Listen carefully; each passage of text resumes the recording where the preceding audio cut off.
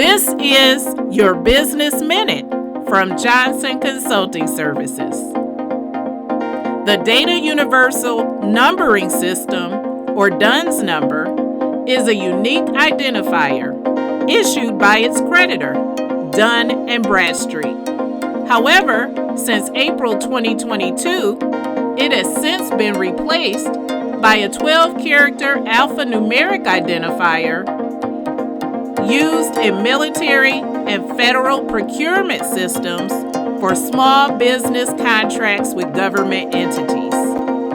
This number is known as the Unique Entity Identifier, or UEI. Check out the UEI, DUNS, and other codes used by small business for procurement on this Business Minute Series playlist, brought to you by Johnson Consulting Services.